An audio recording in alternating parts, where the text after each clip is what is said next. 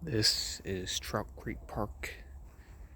Trout Creek, unless you really know where to look or you're really observant, it's not the most noticeable tributary. It drains out from right there.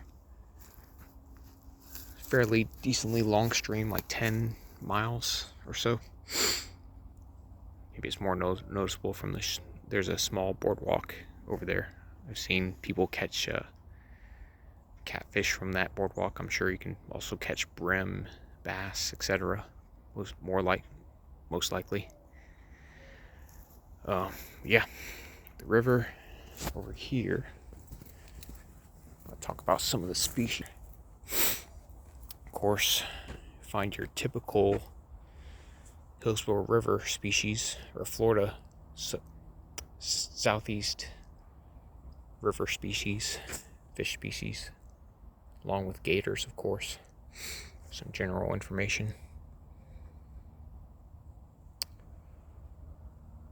Yeah, and of course, if you're extra observant, notice not all these are native. This one comes from South America. How did it get here?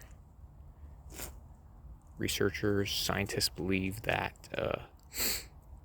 mostly from, I suppose, people releasing these because they help clean up aquariums, especially during low water drought periods when the water's more clear.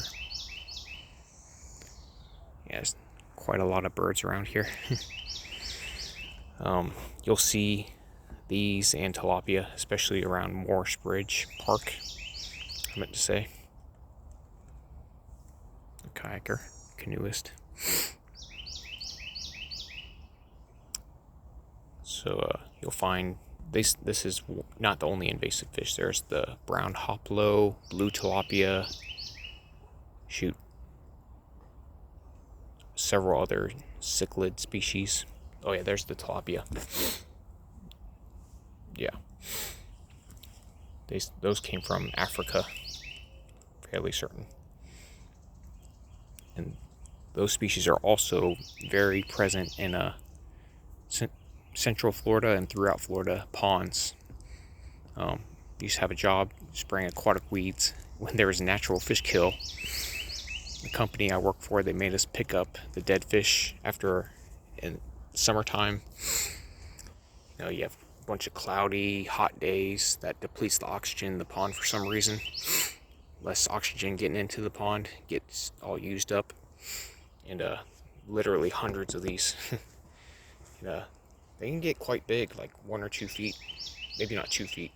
Yeah, a little over a foot, I would say, is their max size. They get decently big. Those are Placo catfish, armored catfish. There's 2 types: the sailfin, and the suckermouth. No, the suckermouth.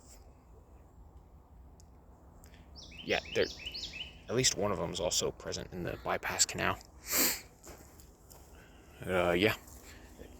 Of course, the Hillsborough River doesn't hold the most number of natural fish species. You'd have to go to the Suwannee, Apalachicola, and nearby river systems for much more native fish species. Much more species of darters. You'd find sturgeon. There is still, I guess, remnant and or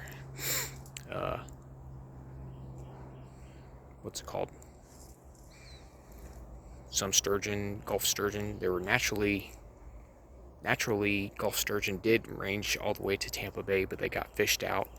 Now the only place you can reliably find them is the Suwannee River. But of course you have invasive fish too in the Hillsborough River. Which again, only flows about 54 miles from the Green Swamp to Tampa Bay. So not too much connection up north compared to other river systems in Florida. But of course, because it's so urbanized, there's a lot of people. Again, this is a popular time of year for Florida. More visitors than usual around Christmas to the New Year. Probably more birds too. Oh, there's just a cold snap, but yep, good stuff.